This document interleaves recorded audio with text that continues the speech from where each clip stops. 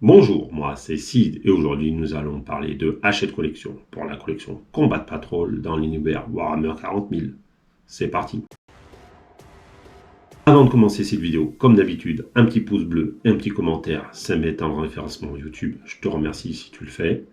N'hésite pas à t'abonner afin de ne louper aucune autre de mes vidéos sur Warhammer et notamment sur la collection Combat Patrol. C'est parti pour l'unboxing. Combat Patrol numéro 20. Donc vous avez une grappe Chaplain que nous allons regarder. Donc la grappe est composée du Chaplain plus sa moto.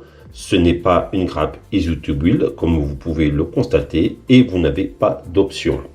De plus, vous avez un socle de 90 mm. Nous passons directement à la découverte de ce magazine. Donc première partie, nous commençons par l'assemblage.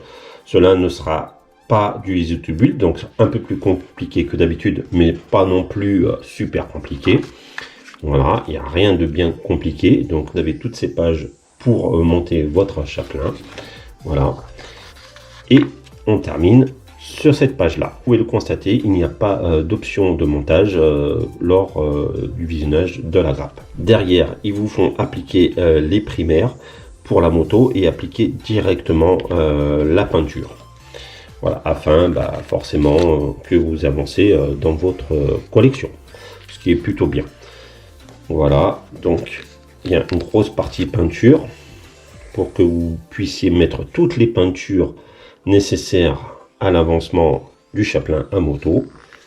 Voilà, et voilà à quoi doit ressembler votre Chaplain une fois peint avec toutes les peintures qui vous ont fournies jusqu'à présent. Ici la fiche d'avancement de votre Chaplain, donc si vous l'avez monté, peint et joué comme d'habitude. La fiche technique qui est à l'arrière, rien de surprenant. Et ici votre Chaplain avec ses compétences. Donc ça va être la mise en scène du Chaplain afin que vous compreniez comment le jouer. Le petit scénario afin de finaliser la prise en main du Chaplain. Alors comme vous pouvez le constater, vous avez beaucoup de figurines en jeu. La partie scénario est très bien expliquée et amenée afin que vous compreniez bien les différentes phases de la partie. Ici, le petit discours de fin de la partie. Dans le prochain numéro, vous aurez les Eldari avec le grand prophète. Et dans le numéro suivant, 2 pots de peinture, afin de pouvoir peindre vos Eldari et de finir vos Space Marine. Voilà, c'est tout pour ce magazine. Nous allons passer à la partie conclusion. Conclusion de ce unboxing. C'était la dernière figurine des Space Marine.